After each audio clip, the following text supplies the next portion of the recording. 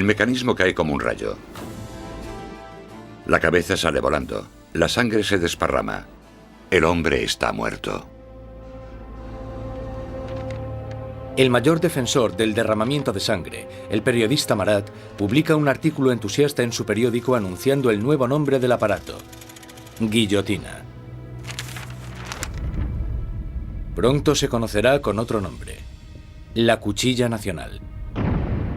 Los revolucionarios franceses creían en los valores humanos. Creían que no se debía causar un sufrimiento innecesario. Y lo que les gusta de la guillotina es que es rápida y eficiente. Y parece ser que, a pesar de que nadie haya regresado para contarlo, es indolora. La guillotina silenciará a los enemigos internos de la revolución, a cualquiera que sea sospechoso de planear el regreso del rey al trono. Pero son los enemigos de alrededor de Francia los que más preocupan a la Asamblea. Hay un miedo creciente de que los miembros de la familia real que huyeron a Austria inicien una contrarrevolución armada. La Asamblea exige un ataque preventivo, una declaración de guerra a Austria. Robespierre está en contra. Robespierre es una de las pocas personas que se opone a la guerra, porque piensa que los enemigos ganarán. Robespierre teme que el país no esté preparado porque no tiene un ejército capaz de derrotar al enemigo, y por tanto el enemigo llegará y destruirá la revolución. Robespierre no consigue convencerlos. En abril de 1792, la Asamblea declara la guerra a Austria, el país gobernado por la propia familia de María Antonieta. Surge un sentimiento nacionalista. Si Austria derrota al ejército revolucionario, Luis XVI sin duda reclamará su trono. Y se sospecha que María Antonieta está ayudando al enemigo mediante el envío de cartas a sus familiares en Austria, en las que se les pasa los movimientos de las tropas francesas para que obtengan ventaja. Todo esto mientras el rey y la reina simulan su apoyo a la revolución. Luis XVI y María Antonieta están jugando a dos bandos. Muchas veces simulan estar a favor de la revolución, pero a la vez conspiran contra ella. Están intentando sobrevivir. Se podría entender como que son supervivientes, pero bajo el punto de vista revolucionario, son unos mentirosos.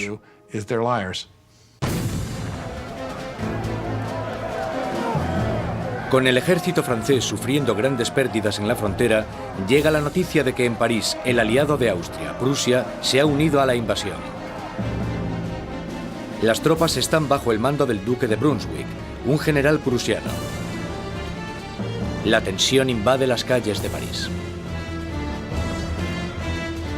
Y entonces los periódicos publican una carta del duque de Brunswick, un manifiesto en el que se amenaza con destruir París si se le hace daño a sus majestades el rey y la reina. Una amenaza equivocada que fracasa totalmente. 10 de agosto de 1792.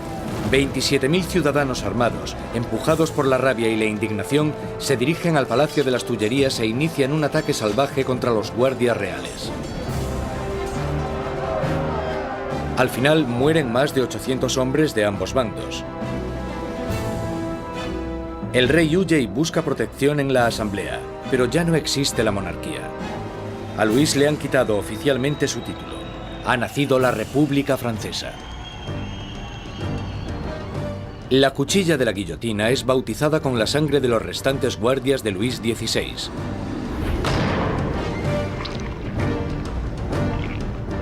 Y Robespierre, en su día un incondicional opositor de la pena de muerte, ha cambiado de opinión.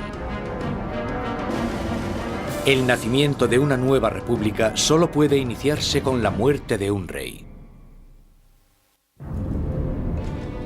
El nuevo y espeluznante aparato del doctor Guillotin se cierne sobre París como una advertencia: el castigo por desobedecer la ley y el orden. Recientemente bautizado con la sangre de los guardias del rey, pronto terminará también con la vida del rey. En agosto de 1792, con el rey destronado y la familia real metida en prisión, Robespierre y sus jacobinos están sumidos en una lucha por el control del gobierno nacional contra los girondinos, los moderados de la Asamblea. Pero en las calles de París hay un nuevo movimiento político. Como símbolo de su rechazo a la tradición aristocrática, los ciudadanos de a pie se niegan a llevar los calzones o culottes de los aristócratas. Se hacen llamar los sans-culottes, los sin calzones. Los sans-culottes se consideran los verdaderos representantes del pueblo francés, no eran de los más pobres. Solían ser artistas y tenderos bastante bien avenidos, gente de ese estilo, pero al menos trabajaban con sus propias manos. No ponerse los calzones, los culottes, para ellos simbolizaba sencillamente que no eran aristócratas, que eran gente normal. Los sans-culottes toman el control del gobierno de la ciudad de París, mientras que los jacobinos y los girondinos incitan al país a no apoyar a la Asamblea Nacional, ahora llamada la Convención. La Convención está luchando por el control del ejército francés, que está rápidamente perdiendo territorios contra Austria y Prusia. Mientras en la frontera se sigue luchando contra los enemigos, el gobierno revolucionario toma medidas enérgicas contra los enemigos de la ciudad, los traidores monárquicos que podrían poner a París en manos de los invasores. Más de 100 personas son arrestadas y metidas en prisión, curas, periodistas y hombres y mujeres de a pie.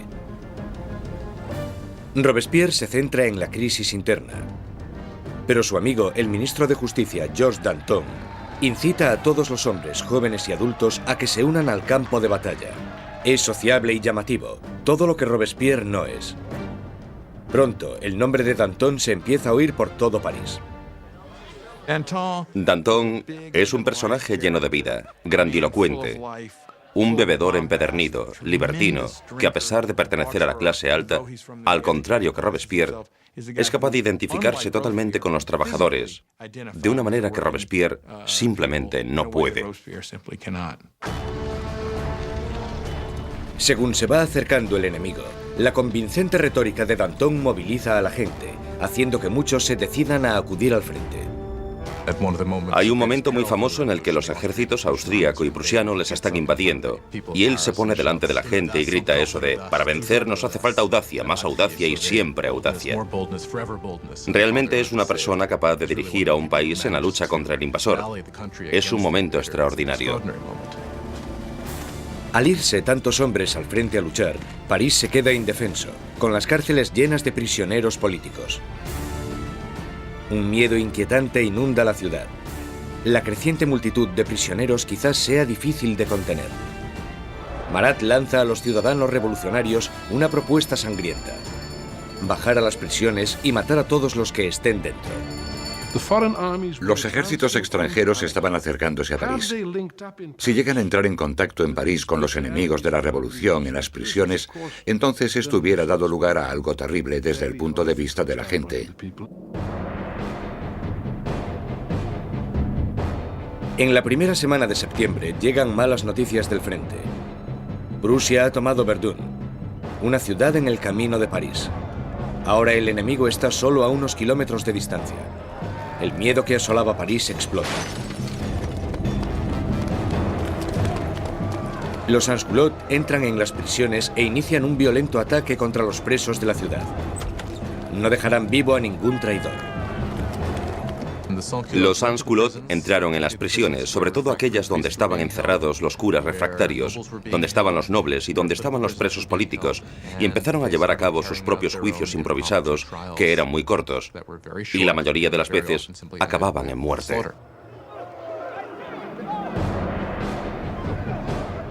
Las mujeres son violadas o mutiladas, los curas son destripados, los aristócratas descuartizados. En la primera masacre, más de 1.600 personas son asesinadas en solo unos días. Cuando la noticia de las masacres de septiembre se extiende por Europa, los enemigos de la revolución sienten repulsión.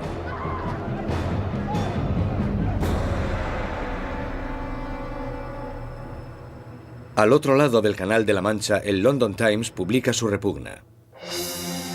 ¿Son estos los derechos de los hombres? ¿Es esta la libertad de la naturaleza humana? Los tiranos más salvajes que vagan a cuatro patas por los territorios inexplorados de África son incluso superiores a estos animales parisinos de dos patas. La revolución ha tomado un rumbo intolerable. Incluso Robespierre se da cuenta de que las cosas han ido demasiado lejos, que la gente no puede dirigir sola la revolución. Necesitan a alguien que les guíe. Una mano de hierro. Gracias al poder de sus palabras, el incorruptible salta a la palestra como el hombre que puede guiar a la revolución. Robespierre, que anteriormente había apoyado la monarquía constitucional, ahora cree que ya no hay sitio para un rey. Se toma una decisión trascendental. Francia llevará a juicio a su propio monarca.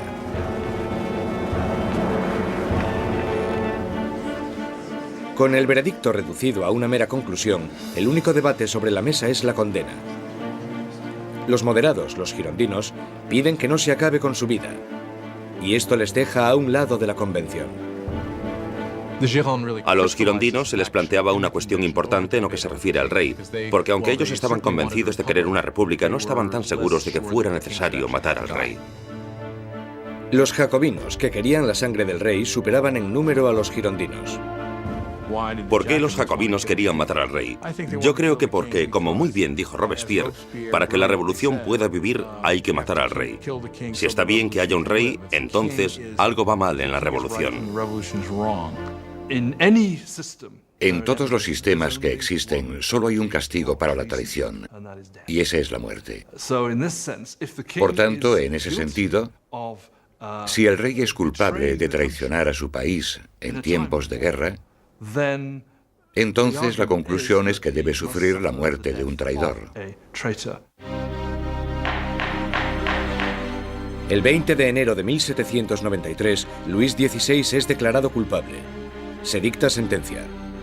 El rey debe morir.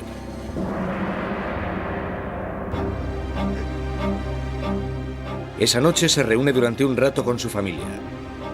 Él está calmado, y entre los llantos de sus familiares les promete que volverá a la mañana siguiente para despedirse definitivamente. Pero no lo hace. No puede soportar la angustia de su familia y debe guardar fuerzas para afrontar la guillotina.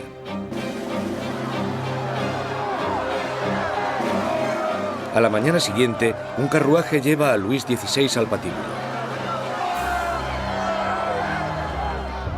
Estoicamente camina hacia la guillotina.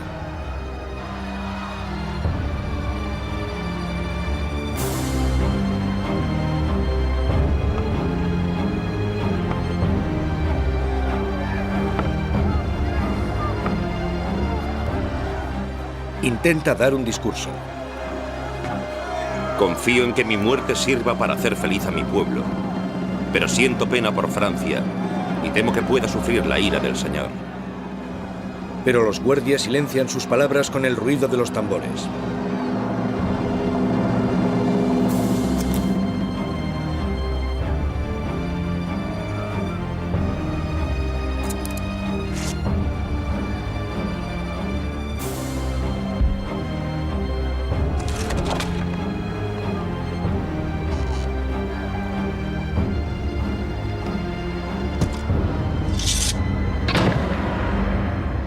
A las 10:22 de la mañana se acaba con la vida del hombre que fue rey de Francia.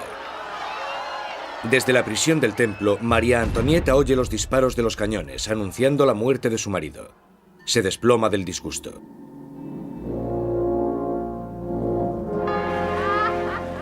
La sangre del rey es derramada. La revolución victoriosa. Pero los enemigos de la revolución pronto reclamarán su propia victoria. ¿Su objetivo? El hombre que está pidiendo que rueden tantas cabezas. Jean-Paul Marat.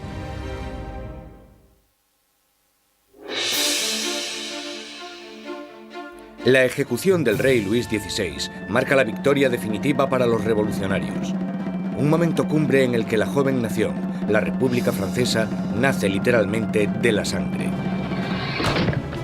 A finales de 1792, los radicales jacobinos, por miedo a que la nueva revolución corra peligro de ser saboteada por los traidores, deciden utilizar medios cada vez más violentos. Pero los girondinos, que representan a los campesinos franceses, quieren frenar la creciente violencia por miedo a que desencadene una guerra civil.